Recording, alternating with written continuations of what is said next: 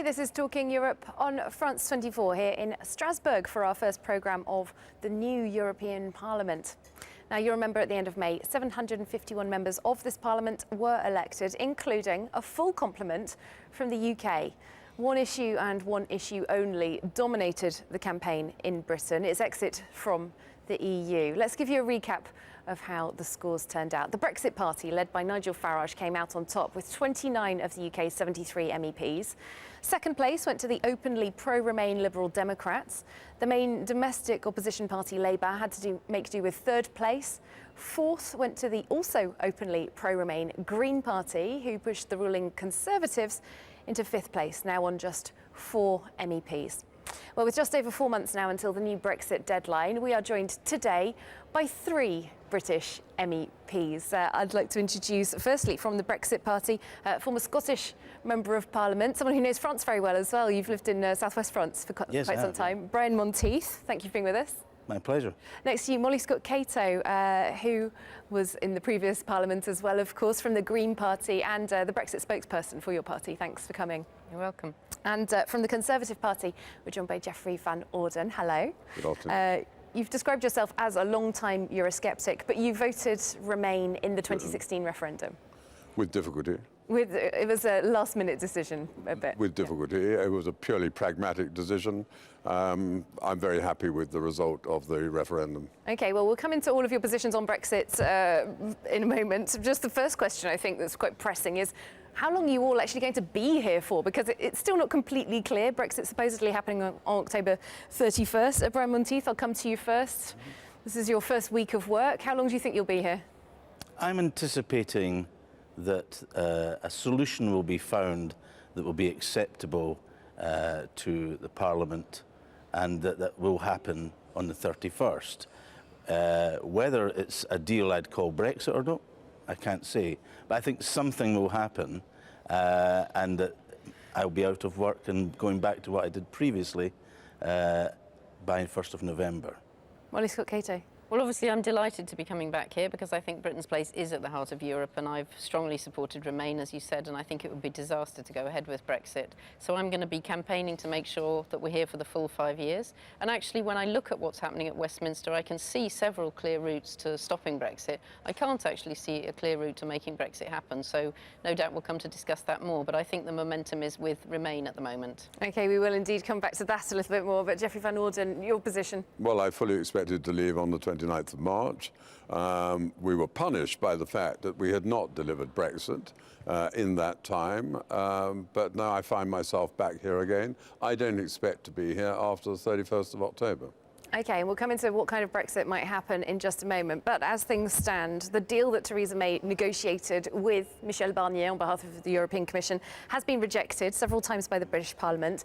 Now, that means that the current default position is that the UK stops being an EU member on October the 31st in potentially what's known as a no-deal scenario. Now, that means there's no transition period out of the EU. All membership rights and responsibilities end on that day. To tell you what that might mean a bit more about daily life in the UK and in the EU, we've got this report prepared by Alexander Orcott and Roxanne Runel. Just how well prepared are the UK and the EU for a no-deal Brexit? Without a 21-month transition period, the UK would fall immediately under World Trade Organization rules. Goods coming and going would suddenly face tariffs and a whole range of extra paperwork and customs checks. There have already been predictions of travel chaos. Both sides claim to have contingency plans in place. For instance, the UK has converted an airfield near the ports of Dover to serve as a lorry park and carried out emergency drills using dozens of vehicles. The British government has said it is stockpiling medicines and plans to fly in vital supplies if necessary. A no-deal Brexit would also mean the end of freedom of movement. But EU citizens already in the UK have been told that they can apply for settled status, after which they could carry on living and working as usual. Similar arrangements are being made for UK citizens in Europe. In London, the city has also been protected, as the UK and the EU 27 states agreed to ensure existing financial services contracts would be valid to dispel worries of an immediate financial crisis. The UK has spent more than £4 billion on further contingency plans, but nonetheless, it would cause a massive shock. The Bank of England governor says a no-deal Brexit would be by clear orders of magnitude worse for Britain's economic outlook. Well, in the last couple of days as well, we had the British Chancellor of the Exchequer, the Finance Minister, predicting that a disorderly exit from the EU could result in a £90 billion hit to the UK Treasury. That's about €100 billion.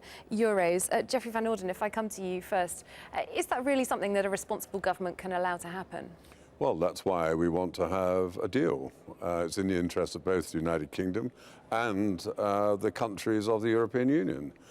With no deal, the economies of Germany, the Netherlands, France, the Irish Republic, and many other countries would be very seriously hit. It's in everybody's interest. And the only reason we're not getting a deal at the moment is because of political sticking points. It's not technical.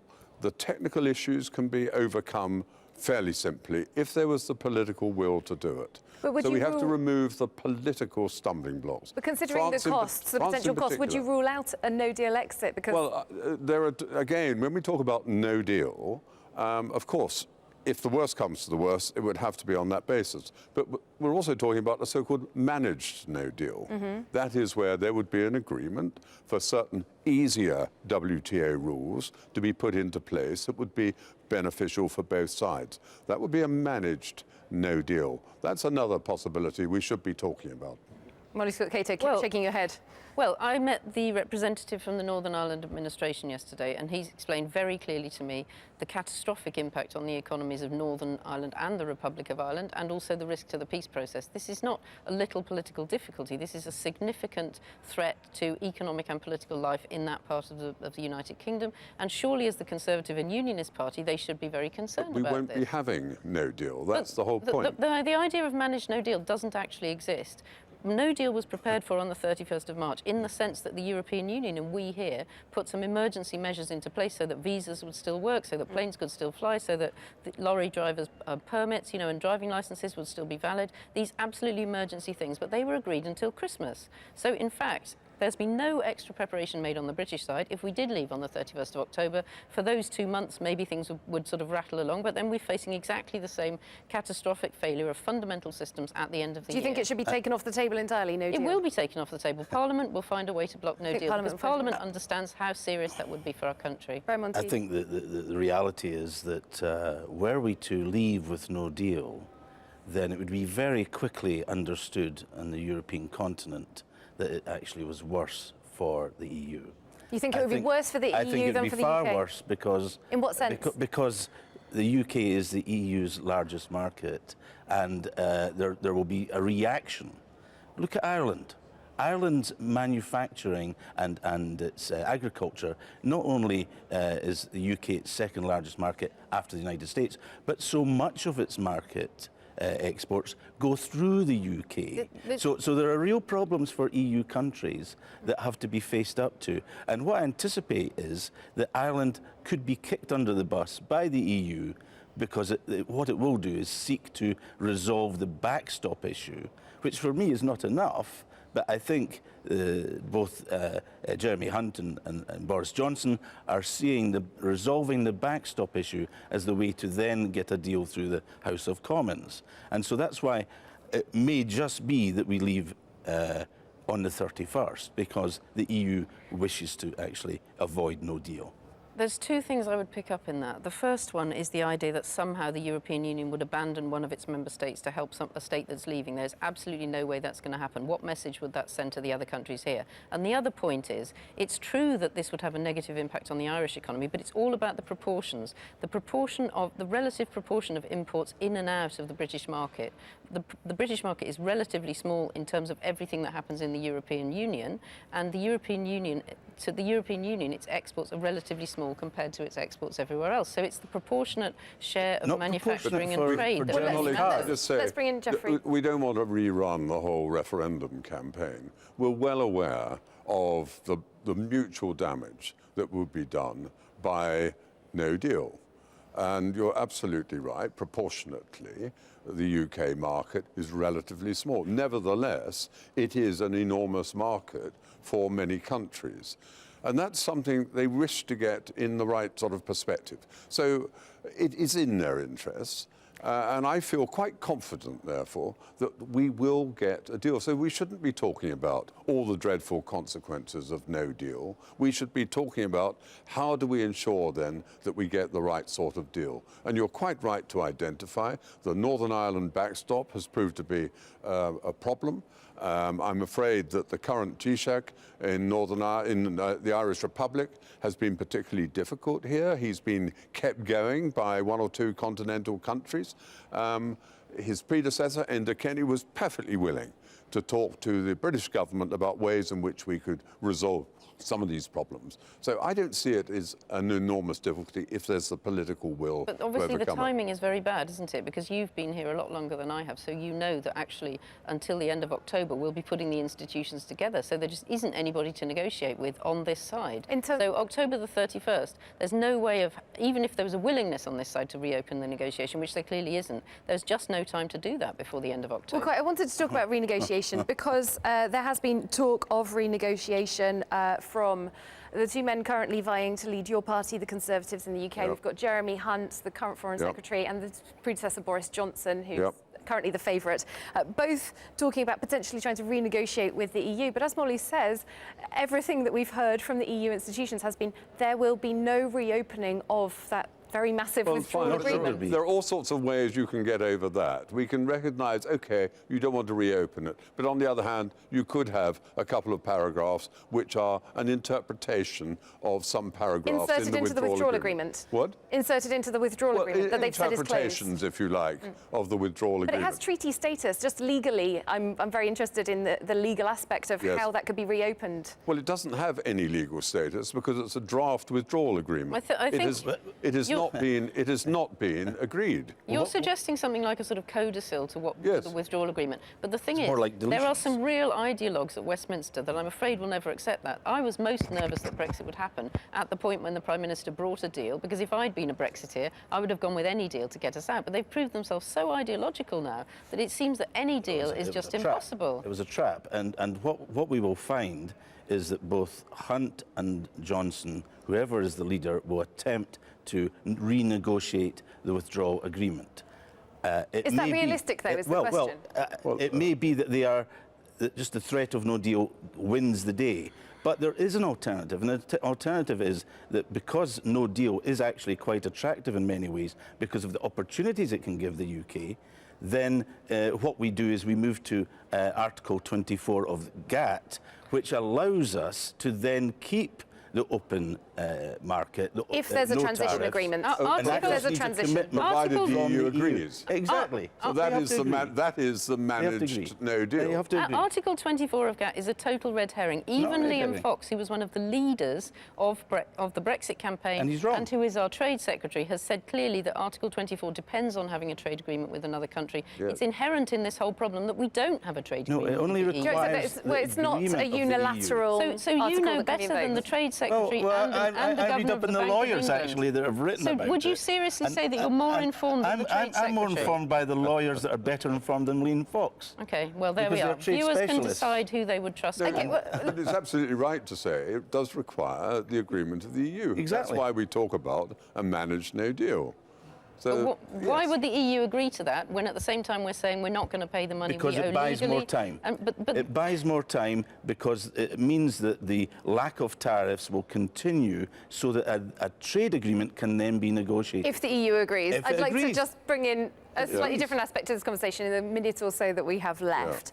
There is, of course, a lot of polling on Brexit, different aspects. And just to throw a few numbers at you. Now, out of Conservative Party members, this is a poll done by YouGov at the back end of June, 59% of Conservative Party members prefer renegotiating.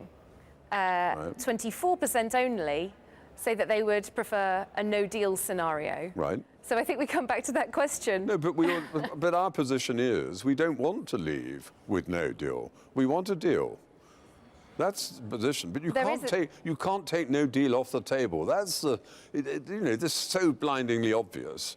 I don't know why anyone even puts that off the table out of hand. I think the appeal of no deal is that people are absolutely fed up with this process. They just want it all to go away, and they think that no deal is somehow a way of making it go away. But as your film showed very clearly, it's actually extremely damaging to our country, and actually the fastest way out of this appalling mess is to give the choice back to the people, and now there's a clear majority for Remain. So if the Brexiteers think that the majority's still with them, then let them have the people's vote. Depends on what the deal is. We should be asking ourselves, what is in the interests of everybody here? The interests of everybody is that there is a deal. Let's get it done.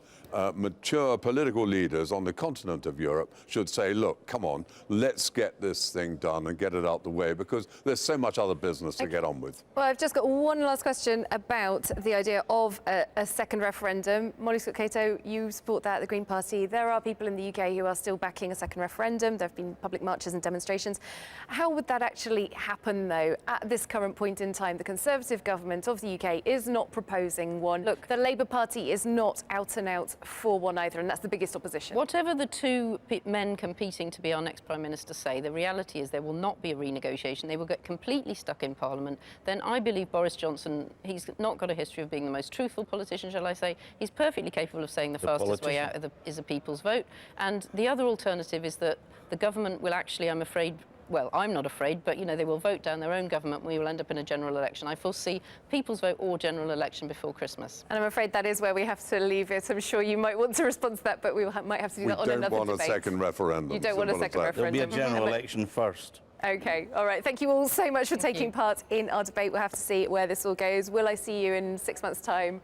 We'll have to wait and see. Thanks for being with us. Thank you very much for watching. We'll see you soon again on Talking Europe on France 24.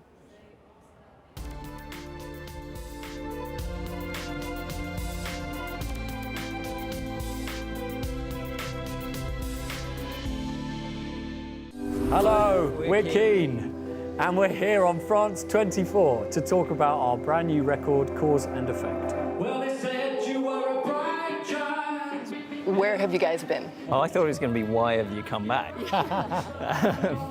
Encore, presented by Florence Villemino on France 24 and France24.com.